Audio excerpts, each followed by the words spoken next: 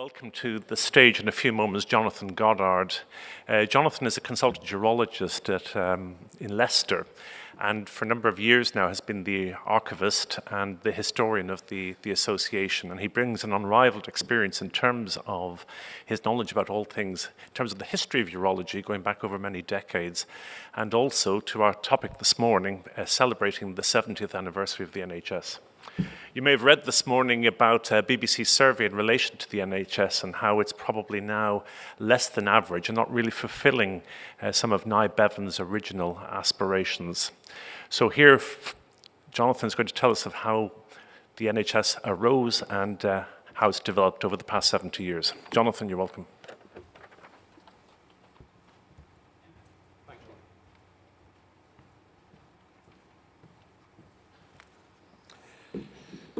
Hello, thank you very much.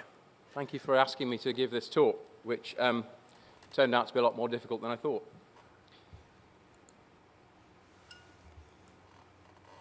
The National Health Service in this country is comprehensive, it's available for everybody, and it's free at the point of delivery or demand. So it's comprehensive.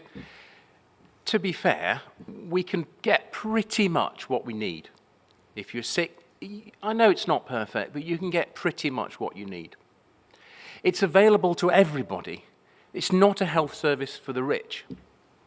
It's not a health service just for the poor. It's for everybody. It doesn't matter if you're rich or poor. And it's free. So you don't have to swipe your credit card as you go into a hospital. You don't have to pay up front and then claim back that money from the state or through some insurance scheme. That's amazing. And in most countries in the world, that's almost incomprehensible. So where did this amazing, unique idea come from? Now, you know that it's 70 years since the beginning of the NHS, but you have to go further back than the 1940s to see where this has come from. So let me take you back to medieval England, because where else would you be on a Tuesday morning? So in medieval England, if you were poor and you were sick, then the church looked after you, and God. You were healed by God and the church. The abbeys, the monasteries, they had infirmaries for pilgrims, for the poor sick. But also there were these hospitals as well. These were hospitals endowed by rich people. So this one's in Leicester. And you can see it's clearly ecclesiastical. There's a churchiness about it. And I can tell you now, if you go into a town in England and you see a church with chimneys, it's probably a medieval hospital. So this one was endowed by Henry, the Earl of Lancaster and Leicester in 1330. Why? Well, that was the year he went blind. He was probably focusing on his own health, but I can tell you he was almost certainly focusing on his immortal soul. He thought by endowing this hospital for the poor sick of Leicester, then he would get to heaven. Now, I'm afraid I can't tell you if he ever made it to heaven, but I'm afraid from a point of view of his mortal body, he was dead of the plague within 2 years. So, if you had money in medieval England, you could pay for a doctor. If you had a bit of money, if you were an artisan, then again you'd have to pay. And you can see here the medieval urologist giving informed consent about bilateral hydrocele repair, and the medieval anaesthetist giving the spinal from behind. So, unfortunately, in around 1531, there was a considerable change of management. King Henry VIII of England had a bit of a fallout with the Catholic Church of Rome, and he took over all of the religious institutions in this country. And most of them he sold. So that was great for the treasury, but not terribly good for the poor sick of medieval England.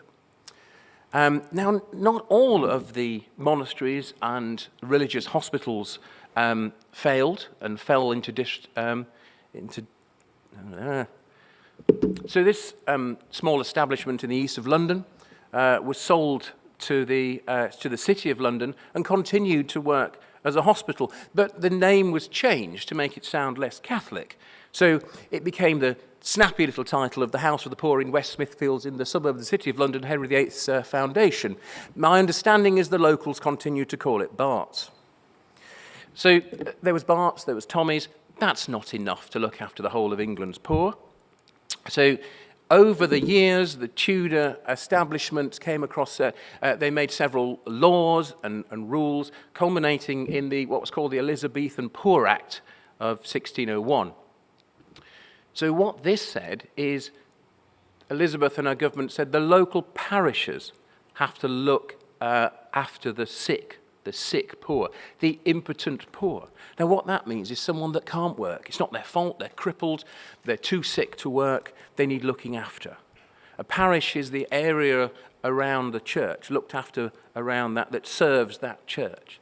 So basically, this has devolved to local government, very local government. Each individual parish had to look after its poor, if you were deserving. So if you could work, but weren't working, and you were begging, then you were whipped out of the parish. Now, to be fair, you can't keep whipping people from parish to parish. So they then developed a system where if you could work, but for some reason you couldn't find work, then you would go to the local house of industry, which, as I'm sure you can then work out, became the workhouses. So early state healthcare in medieval and Tudor England. So, in the 18th century, things started to change.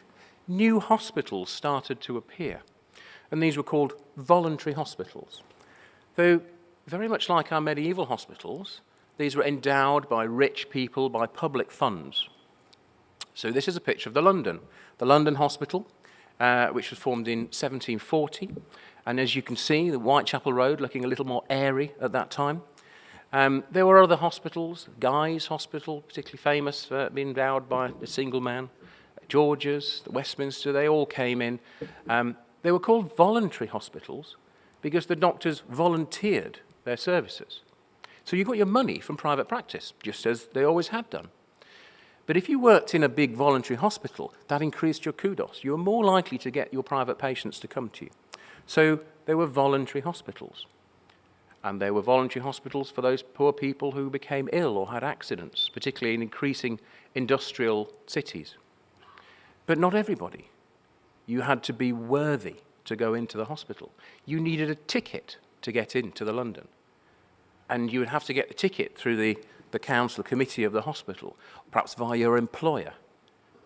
So you might say, well, my butler's fallen down and broken his leg, so I'll get him into the local hospital to get him fixed. Someone working in my factory, I need that person. They're worthy of cure. We'll get them into the local hospital. If you were really poor, then remember the workhouses? They set up their own hospitals. You get a lot of poor, sick people together, you're going to need a hospital.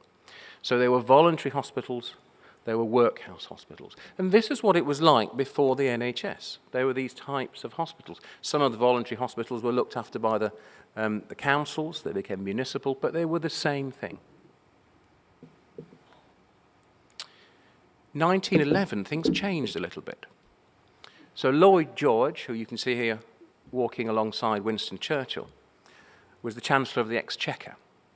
And he came up with this idea of a national insurance to help the workers. If the workers fell sick, they could be looked after so they could be got back into work. It was based on a system from Bismarck's Germany. If you were working and earning less than £160 a year, then you put in 4p a week from your wage into this system. The company would give in 3p, and the government 2p. You got 9p for 4p, as Lloyd George said. And using that fund, if you were ill, then you could go to a doctor from a panel of doctors. Your local panel doctor would look after you and hopefully get you back to work. But this was for working men. It wasn't for women at home. It wasn't for children. It wasn't for the elderly. This was just for working men.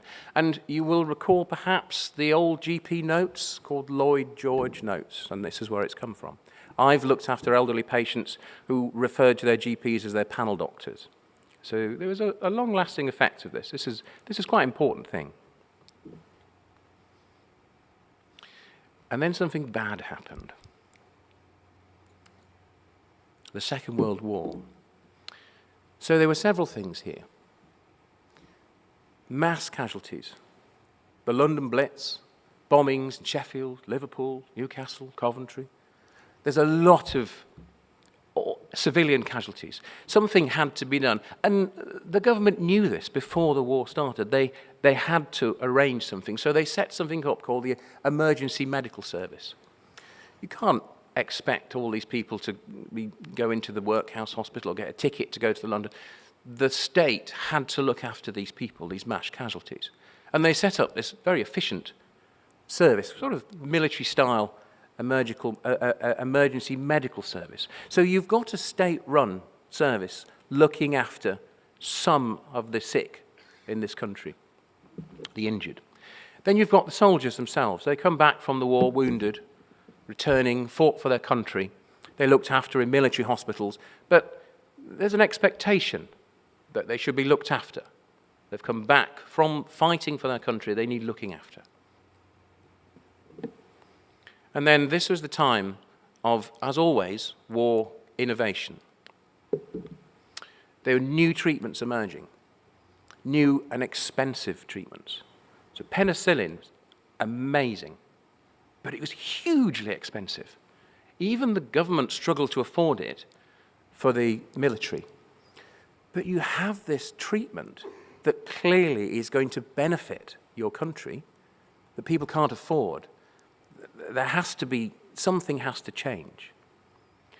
So you're starting to see the system where the government is starting to run some sort of health system. People are expecting this now. They're expecting help. There are new treatments, things that everyone knows should be shared, but they can't be afforded by most.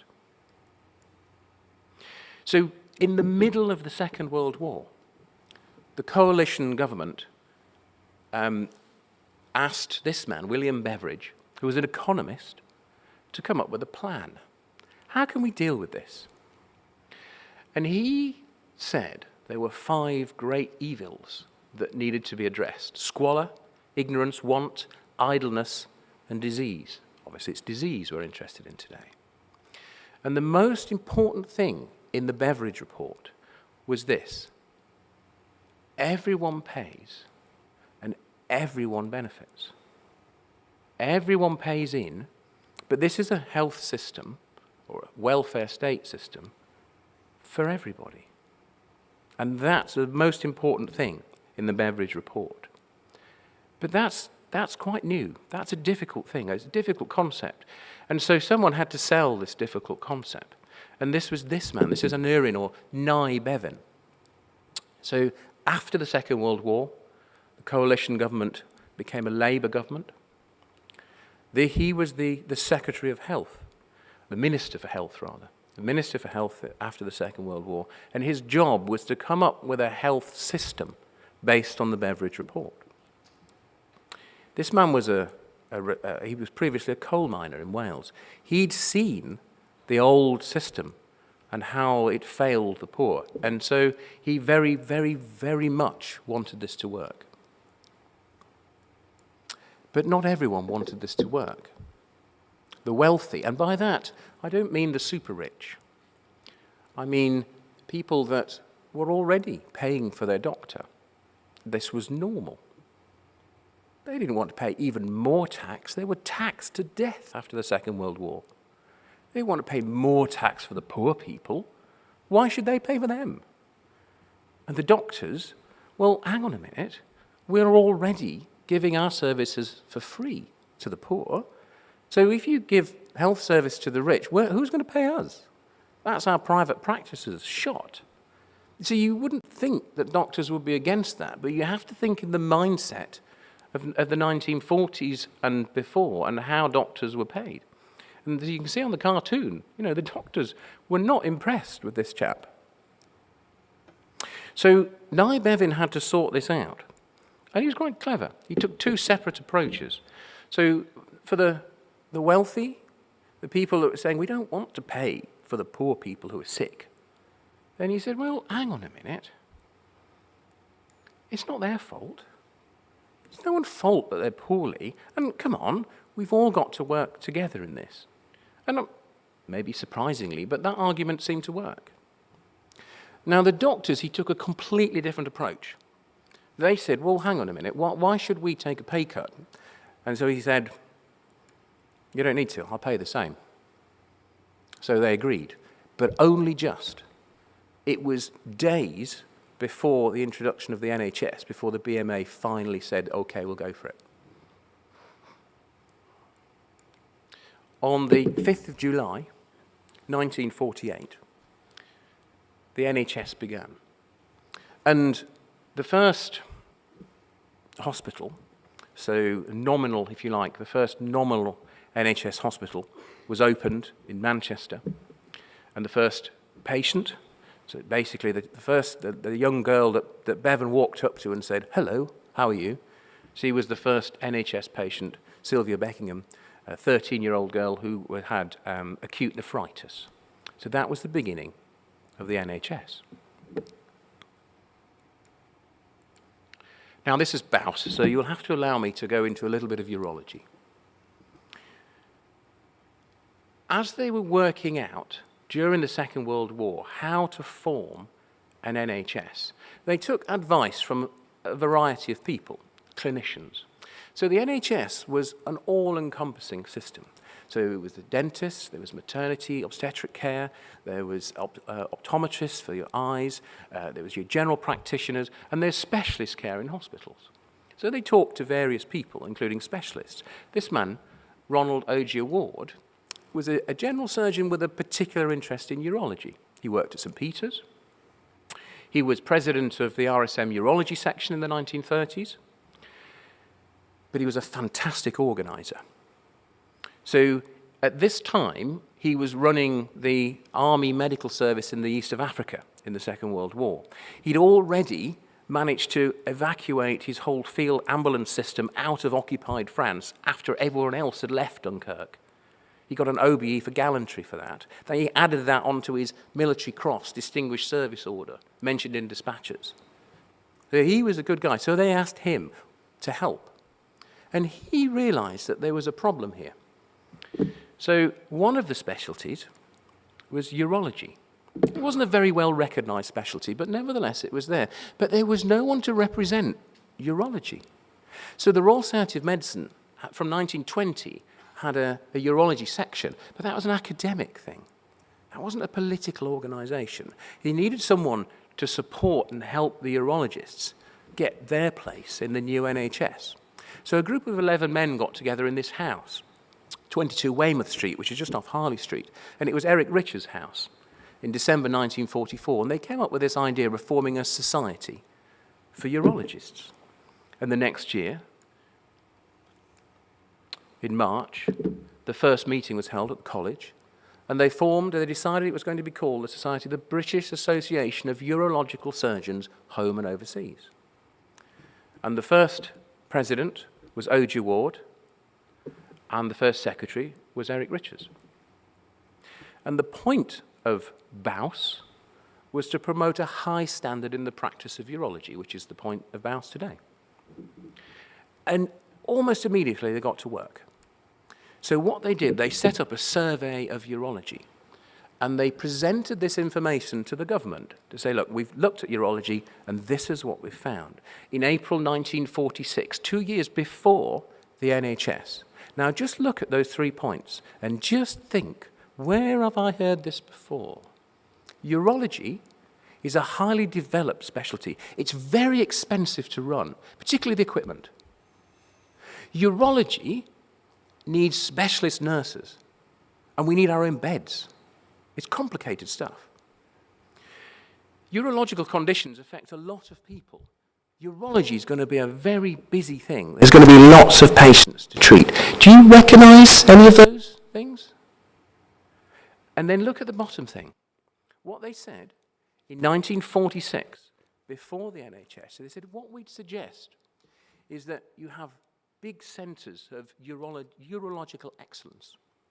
And then the smaller hospitals, you need people who are either urologists or general surgeons with an interest in urology that can recognise and treat urological emergencies. And then those things that are more complex, they get referred into the specialist centre. Anyone know what that is? In 1946? I think it was called that later on. Back to the NHS. As you know, the NHS is rather expensive to run. And unfortunately, even back in 1948, the government, it was Attlee was the Prime Minister, didn't actually give the money that was asked for. He cut it down. So you started off on the back foot straight away. By the time they got to the 1950s, they realised that this was not sustainable. Something had to be done. So they started to introduce charges. Glasses, NHS spectacles, you had to pay for those. There was a flat charge for the dentist, which was £1. And for dental care, it was mainly false teeth that was costing them money. And a prescription charge cost £1. This is not what Nye Bevin wanted. It's no longer free. He resigned. But in the 1960s, the NHS really started to build itself. It came into its own. The old Victorian hospitals were altered or pulled down. New, modern hospitals were built with new departments, new specialist units. You see in the 1950s and the 60s, the urology units start to appear. There was better GP surgeries. They started to group together. They got themselves receptionists. They had practice nurses. They started to work with the district nursing teams and the district midwives much better. Postgraduate education improved. And one of the reasons why it was that the GPs were given money to get their postgraduate education. Money, money, money. This all costs money. In 1948, they were granted £437 million. Now, if you think in today's money, that's about 15 billion. And remember, that was already not enough to start with. By 2016, you're looking at 116 billion. That's quite a steep graph. I don't want to dwell on this slide too long, for two reasons. Those of you who know me know that the closer I get to the modern world, the more uncomfortable I feel. But also, I've looked at all these things, and quite honestly, I couldn't make head or tail in half of them. But actually, what the governments were trying to do, they're trying to keep the NHS going, and the main problem is money. So if you look at the Thatcher government, what they said was, well, hang on a minute.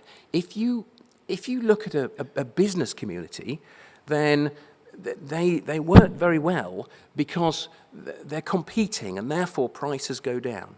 So they tried to introduce that concept into the NHS, purchasers and providers. But we're not selling bags of crisps. We're looking after patients. So it didn't work terribly well.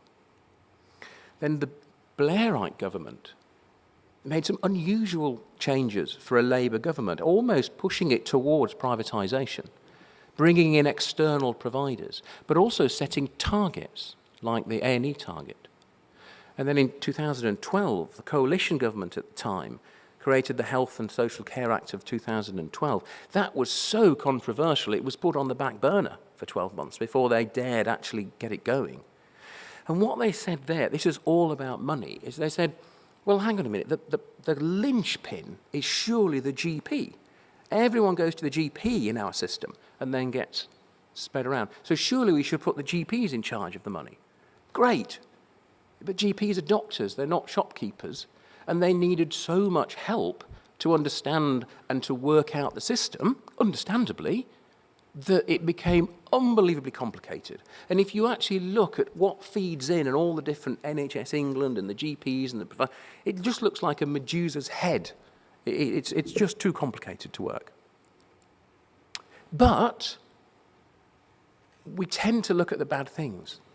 There are good things. And even if you look at the way we're always worrying about money, if you look at that and say, actually, some of that might have made this a better system. We're very, very good at day-care surgery in this country, at reducing length of stay. And let's be honest, that was because of money, but I think most of the time you can say that's better for the patients. What the other thing, again, poverty-driven, if you like, centralisation of specialist care, and urology are particularly good at this. Going right back to 1946, we knew this was a good thing. If you compare the NHS with other countries, and it's a very, very difficult thing to do, look at some of the good things, you'd be surprised. Obviously we have excellent access to care because we all can get it for free. Surprisingly, compared with lots of countries, our waits are shorter, surprisingly. And overall, we give a very good, overall, quality of care. And the difficulty is not looking at good and not looking at bad, but looking at the picture overall. I'm anticipating a question, so I thought I'd try and answer it. I'm a historian. I can't tell you the future. And I had two thoughts. This is what I tell my daughter about her pocket money. There's only one pot of money. You have to decide where to spend that. Either you could do the very, very best care in the world, but you can only do that for a few people, or you can do the best you can for everybody. And that's what we're trying to do in the NHS. The other thing that came to mind, there's a difference between free and cheap. If something is free, people tend to care less about that. If something is cheap, they go, oh, that's cheap, that's good. And I think that's important. This is not just my idea. I've looked at other people's opinions, clever people, economists. I think probably what will happen is for some considerable time, we'll continue bumbling along as we are, hopefully. I think what might happen is a change in funding. Now, that automatically means a tax, but it may be called something else. And I wonder whether, much to the chagrin of Nye Bevan, whether we'll see increasing, but hopefully very small charges, which may focus the mind. I hope not. Happy birthday, NHS. Thank you very much.